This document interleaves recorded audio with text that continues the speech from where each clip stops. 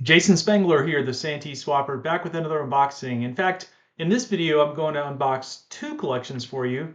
They're really small, they're simple boxes, and what this is something that was sent to me on preview. Now, this happens sometimes when folks know that they want to get the items recycled back into scouting and they're not as stressed about what my offer would be. So, what I always tell people is if you want to send it to me on preview, I can open it up and make you a fair offer to purchase. And some people agree to do that. Other times people send me pictures, and by seeing pictures of the collection, I'm able to make an offer and we can do a deal. But sometimes people either they just want to get the stuff out of their hands, maybe for timing, going on a trip, who knows? Some people are moving to other countries. I've had that recently. Or maybe they just sort of trust me and know that I'll make them a fair offer, and whatever I sort of think is a fair offer, they're happy with because they don't have any sort of monetary connection to the stuff. They're not worried about that. It's more about just making sure that their collection ends up in the hands of someone who would appreciate it. So let me jump into these two boxes and show you what we've got. This first one came to me from Washington State, and I'm pretty sure that this has got some stuff from the 1970s. So let me cut into this and we will take a look. I never got much background information from this family as far as who this belonged to in the family or those sort of things. Sometimes people will kind of give me the whole background story, and I enjoy that. But then sometimes it's not so much. So whatever they're willing to share, I'm happy to take in. So this is definitely packaged very nicely. Good stuff. I say 1970s, and boy, here's a dead giveaway. I did see pictures of this collection before they put it in the mail, and so I did kind of know a little bit about what I was expecting to see. All right, so they got through the whole box there. So let's start here with this manila envelope. Okay, so there were some international items in this collection, and I don't honestly know everything about international items from other countries, but I'm very familiar with the fact that in attending jamborees, many scouts would trade patches with scouts from other countries, and that was a pretty popular thing to do at jamborees. In this collection, at least the pictures that I've seen evidence of maybe someone attended the 1973 National Scout Jamboree. For example, there's a neckerchief here that looks to be worn, and so that would be maybe my guess. And so there's a little pile here, Boy Scouts Canada, and then some little silk screen patches, Scouts of Venezuela, Western Australia. Oh, this is kind of cool. South Africa. Now, this one I just grabbed because this maybe helps date it. So this is 1975. So you couldn't have traded for this in 1975 at a World Jamboree. And then here's also another World Jamboree patch, the Nord Jam, which was held in Norway in 1975. This is a little South Africa. That's pretty cool with the elephant with a spear that he's holding. Whoa, okay. And then there's this one here from Italy. So this is a little, stuff that's not quite familiar to me. Oh, here's one that is an American patch. This is the Far East Council, and this is a camp in Japan, Camp White Beach. I've had stuff from that camp in other collections. So again, 1970s era collection. We also have this guy here, which is a Nippon Jamboree. This would have been a Japanese Jamboree, and this one was held in 74. So I don't know. We are kind of seeing some stuff helping to date this. Lake Superior Council. So if you live out in Washington, you must have traded for that. And then again, Washington, here's a good clue. We have a troop neckerchief, and this one is Troop 171 in Spokane, Washington. Spokane, Washington, how do you pronounce that? My little southern accent comes out every once in a while. And then we've got some patches here from the Inland Northwest Council. These are really pretty modern, 2005. And then what do you know? Again, another piece of evidence here that perhaps this jamboree that this guy attended was the 1975 Nord Jam, because there's the jacket patch. Vintage OA jacket patch. This one was made for years and years and years. Brotherhood member of the Order of the Arrow. And then take a look at this. I always say with the 73 Jamboree, people went to the trading post and bought handfuls of stuff. So here's a handful of the leather patch, and here's a little brochure. You would only have this, I feel like, if you went to the 73 Jamboree, because this is going to be sort of a visitor's thing. Unless he visited it maybe at Farragut State Park in Idaho. This one's shows you that. So it would make sense if this person was in Washington State, then perhaps they visited the National Jamboree being held in Idaho in 73, and then maybe they went to the 75 World. Who knows? In the 1970s, you earned skill awards just as you did during the 1980s when I was a scout. So all these skill awards, for those of you who are newer to the program, this would have been your rank requirements for tenderfoot, for second class, and for first class. They were sort of broken out into these skill awards, and you would earn them, and they would go on your belt, very similar to how today's Cub Scout belt loops are. So these vintage Garrison hats, this Garrison hat was sort of, I would sort of say 1960s-ish. And it's, the history of this, maybe I've said this in other unboxings, but eventually the Scouts want to get away from sort of that militaristic look because this was sort of a military looking hat. And so then in the 70s, they go to these berets, sort of French beret look.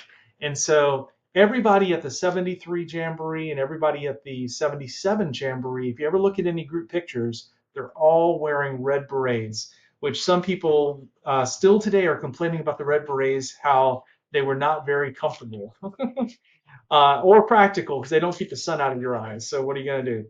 All right, this is my guess. I'm going to tell you what this is. You know how, I don't know if you're old enough to remember Johnny Carson. They had this sketch with Ed McMahon where he would like hold a card to his head. It wasn't the great Houdini, but I can't remember his name. Like, I know what this is without even opening it. Just feeling this, I can tell what it is. So, oh, and here's the other part of it. Let's see. Can anyone, I'll let you guys play this game. Looking at these two items, I'll give you a clue. 1973. Okay. What is it? Well, I'm 1,000% sure, and if I'm wrong, we'll all get a big laugh, that this is the coin set. There is a souvenir coin set for the 73 National Jamboree that has its own little holder, a little wooden holder that they sit on. And so, what do you know? Because I've gotten these in lots of collections. Here's the coin set, and these are for jamborees going back all the way. And then this is going to be the little holder. It's a little wooden holder that the Jamboree set sat in. So it says Mint Collection Scout Jamboree coins. There you go. So there you go. That could sit on your desk and you can look at that. So I have gotten lots of those in collections. I think it was a pretty popular item at the Jamboree. Some of these souvenir items they sold at Jamborees, a lot of people decided to get. Okay, here's a little baggie of patches. So we have a little handmade slide, and this guy's initials are on the back. LD, those are his initials. Oh, now this is kind of cool. All right, so again, absolute proof that this person went to the 75 World Scout Jamboree. This is a BSA contingent shoulder patch that would go on your uniform if you were from the Western region, which of course, judging by the Spokane, Washington, that's where this guy was from. Neither of these patches are sewn, but the only reason you would have these is if you were doing that. And that is pretty cool. Check that out. This is a BSA patch. That might be a Canadian. So the British Yukon, that's a kind of cool one here from Mexico. So it looks to me like we have a little bit of modern stuff. Like I didn't pull this over, but there's this Lewis and Clark map here, which I think is a commemorative stamps. Yeah. And so it looks like maybe at some point the guy gets back involved with scouting. And, I sometimes see this with a family, like it's like the dad was in scouting and then comes back into scouting with the son. So here's his lodge flap from that lodge in Washington State. But again, this is a more modern patch, as is this. So it seems like maybe he came back. This is some older Scoutmaster patches, but this one's from the 70s as well. Here's a tan one. So this only existed after 1990. So again, I don't know, I can't call it patch forensics, but 75 World. Here's another 75 World. Yep, this is the jacket patch, even though it's not that big, but you can kind of see those two guys together. So that's kind of cool. And then, let's take a look at this. I like that. A felt silk screened patch, kind of a big one actually. And it's 14th World Jamboree, NordJam 75, Troop 80 USA. So this is their troop contingent patch, which again, I think is kind of a cool piece just because it's not something you normally see. See, there's another little bag here. And this one's got, more stuff from the 73. Here's a 69 Jamboree patch kind of laying in there. Some other rink patches and stuff, 73. Here's another one. So here's the one that was sewn, right? So this, I was kind of looking for this, honestly. This is the one that was on his uniform that he stripped off from there. And then he would have been a part of the Chief Seattle Council in Washington. That would match up with the Order of the Arrow flap that we saw and with that troop. And then here is a Scoutmaster's key and an Eagle Scout knot. So all of that kind of tells me that my preposition of someone who came back to scouting and did it later, perhaps with a son, is probably true. So I might even message him and just confirm that. So, and they got a 50 miler. Now that's like kind of a cool little segment. I wonder if that's a local piece for guys in that council. So, all right. Well, I will definitely reach out to him and make him an offer on this collection. But as promised, I have another collection. Now, luckily, this collection is going to be from a different time period. So this one is going to be from, I believe, the time period that I was a scout, more of the 1990s. So let me grab my knife, which I've now misplaced. So let me grab my scissors, and we'll take a look at this one.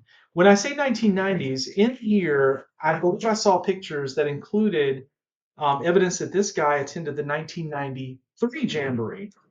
So that's kind of interesting. 73 to 93, we have 20 years difference. And so we're going to see a lot of different types of patches in this collection. This one came to me from Georgia. And I believe there's some stuff in here from Florida that the guy did a lot of scouting down in Florida. And so, yeah, let's take a look and see what else here. Nicely packaged up. All right, let's take a look at the neckerchiefs since they were at the bottom of the box.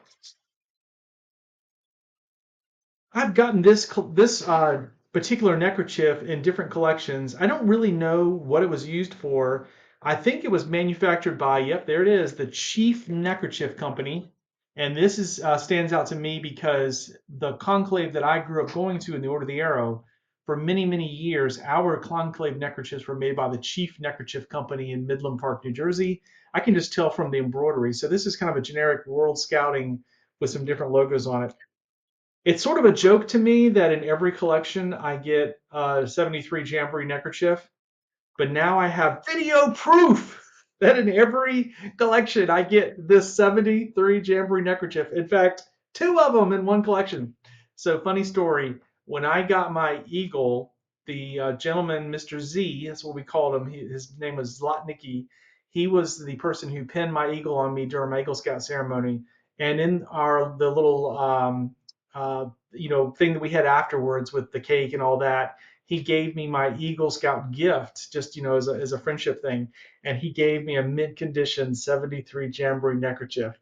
And at the age of 16, I was like, oh wow, that's cool. I was born in 1973. But now it's just a little bit of a running joke. It's like, not that I was cursed because it was a gift, but like I have gotten so many 73 Jamboree neckerchiefs. And the reason why is because they had two jamborees in the previous collection. You remember me mentioning Farragut State Park in Idaho. So that was the Western event. And then at Valley Forge in Pennsylvania, they had an East Coast Jamboree. So literally two jamborees all using the same memorabilia. So there's lots and lots of those in circulation, even though it's been like 50 years. So, all right, I mentioned 93. I think that this guy went to the 93 Jamboree, and so here's some evidence of that. And then this is, again, a Chief Neckerchief special. Man, a bunch of Chief Neckerchiefs. Look at that guy as well. Bicentennial R-Land. Again, sort of a generic, like, BSA kind of thing that you could sell. And then this one, a Bicentennial. Again, sort of generic, but, kind of cool.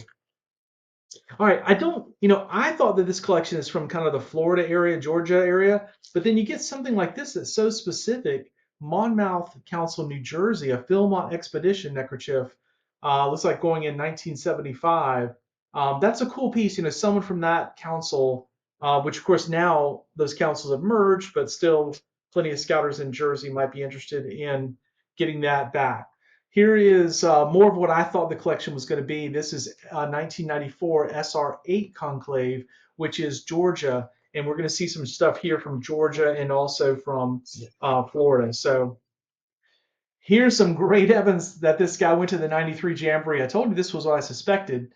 Now, the only sad thing about this is look how many of these Jamboree shoulder patches, these JSPs, that he did not trade at the 93 Jamboree. I would say this is a really nice looking patch. This is kind of that 1990s computer, what we call computer design patches, where the back, there's not even a plastic back, it's just cloth.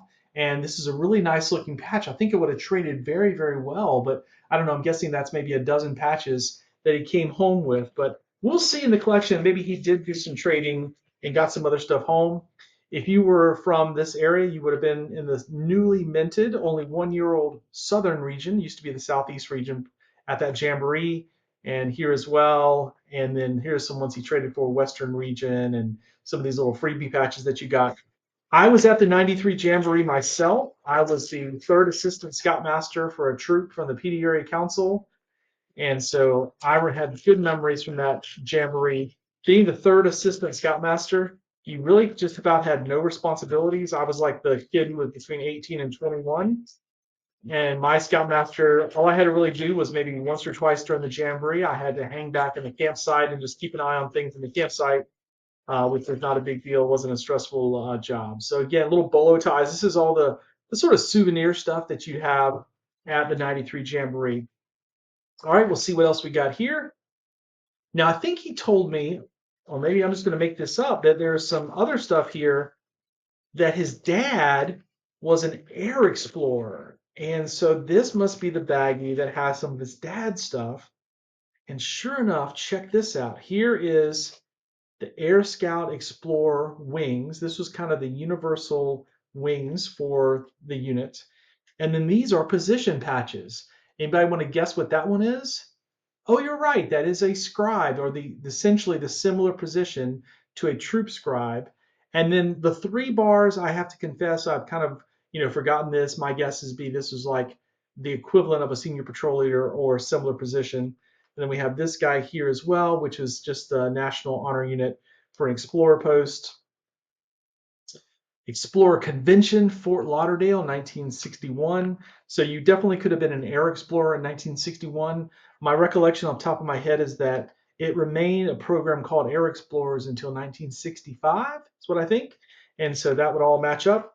Oh, cool, cool, cool. And then check it out. Here's his uniform strip. So at one point, Dad had a blue uniform, or at least he had the uniform strip for Air Explorers. And that went on his thing. Oh, he didn't tell me this. Look, Dad earned the Silver Award, which was the highest award you could earn as an explorer during that time period. So a little bit of history, because I love sharing the history. So originally, Air Scouts in the 1940s, when this was created, they earned an award, or they could earn an award, not many of them did, called Air Scout Ace. You advanced through these 4 levels, and Air Scout Ace was your penultimate achievement. Now, eventually, the Boy Scouts kind of merged Air Scouts and Sea Scouts and regular explorers all together and just called it Explorers. And so then all of them worked on an advancement program, although they were different. They worked on an advancement program that would lead to an award called the Explorer Silver Award, which is this guy. And so this is the uniform patch. There was also a beautiful medal that you could get, but this one's been worn on a uniform as well. So this one came off of a uniform. So that is pretty cool to see that Dad was an explorer. Explorer scouts were typically just high school age scouts. So the idea was that when scouts got to high school age, and you probably, if you're involved in a troop, you see this, 9th, 10th, 11th, and 12th graders are very different than 6th graders who are new scouts coming in, maybe even late 5th grade kids. And so if you want to keep them enrolled in the program, one of the things the scouts have always tried to do is to have some older boy program, where today we wouldn't use the word boy, but you get it.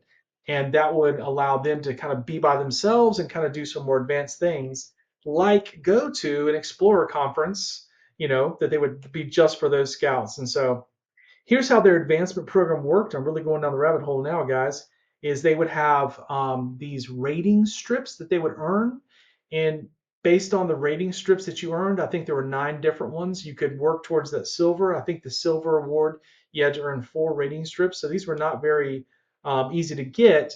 They're not really like merit badges, but they did have their own advancement things. And then below that, this was apprentice, which was the first level. And then this one would have been, I believe that is gold, which would have been right below his silver award. So yeah, I got the whole thing here. This guy right here, I really believe is some sort of a. I'm going to go on a limb and say this is a military patch. I don't think that that's Boy Scouts because I'm seeing a few other military patches in the collection. And then again, another one of those. And then I'm just, going through here. Here's a few more of these segments.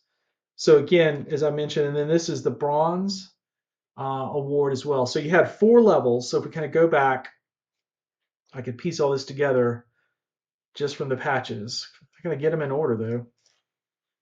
All right, then where's the silver? Did I already bury that under here? Okay. So you'd have kind of from left to right, although it could be reversed in your view here. You'd have apprentice and then bronze and gold and silver. So those are the 4 ranks in the Old Explorer program, and he got them all, which is super cool. So, oh, great. And again, this is that's a cool little patch from Dad. So Dad was doing this in the 1960s. Got a few other patches in here. So cool. I love Old Explorers. That's one of my things that I collect in scouting, a senior scouting program. I have a really nice collection of all the Air Scout stuff. And so, all right, so if you were a scout in the 1990s, you might have a whole stack of your lodge's OA flaps. Again, I'll hold this one up. This would have been what he could have gone and traded with at the 93 Jamboree. And so if we look and see what did he trade for, he traded for an Alabama, which is from Alabama, of course. This one also from Alabama. These are from Raleigh, North Carolina, Occoneechee Council. And then this guy here, now this is actually from up north. I think this is in Massachusetts. Houston, Texas, a lot of these going around. And then what lodge is this? Camargo. I don't remember off the top of my head where Camargo is. I think that's a merged lodge. Yustaga, that was the lodge, or the one he was in, which is his council. And so again, just trading for some flaps there. And then I believe in here we have some conclave items. So we already saw a conclave item, and then here's some more from the same one, 1994. And then here's a Yustaga powwow, which would have been an event patch. And then some more is Yustaga event patches from the 90s. Had some CSPs. He definitely had everything sorted out nicely. Blue Ridge Council. This is in South Carolina where I grew up, and then always would have been popular to trade for an Alaskan CSP. So that's from Alaska, Rocky Mountain Council, Gulf Coast right in his backyard, Pikes Peak in Colorado, Denver, Mobile in Alabama, this one in Kentucky, this one in Kansas. Sam Houston would go with that Kalani flap we saw, Santa Fe Trade Council, Rocky Mountain Council, 1995. Diamond Jubilee. This is Diamond Jubilee of the Council in 1995. So a little stack of CSPs there. We won't go through this since I'm getting a little long-winded in my talk of history, but this is, I see these bags often. This is the bag of like event patches. And then this is going to be all this, again, more sort of event patches, the high adventure thing, camporees, stuff like that. There's a jacket patch in the back. Let me just pull it out and take a look at those. Thunderbird District. Okay, Monmouth Council. All right. Whoa. I'm connecting 2 and 2 here. I jokingly keep saying this is my patch forensics. Where did we see Monmouth Council? Right here. I bet if I go through and look at his messages, that this, my guess is this belongs to another relative, because in here is the 73 Jamboree, and there's other patches here from 1975, Washington's Crossing. That looks a lot like something from the Northeast region. So I think if I go back and look at the messages, I'm going to find that this is another family member who was doing their scouting up in New Jersey. And that's why all this is segregated in its own bag. So literally kind of in this one small box, it's like dad, maybe uncle, I'm not sure, and his own personal collection, which is kind of cool having all of this put together. So now what I need to do is kind of get all this together and evaluate what I think would be a fair offer, and then shoot that to him, and hopefully we can work it out, and I'll send him payment. So this is how it works sometimes. on preview, but all these collections are really cool stuff. Some of the stuff I have already, but it's always nice to get things like this that are not from my area, things I haven't seen before.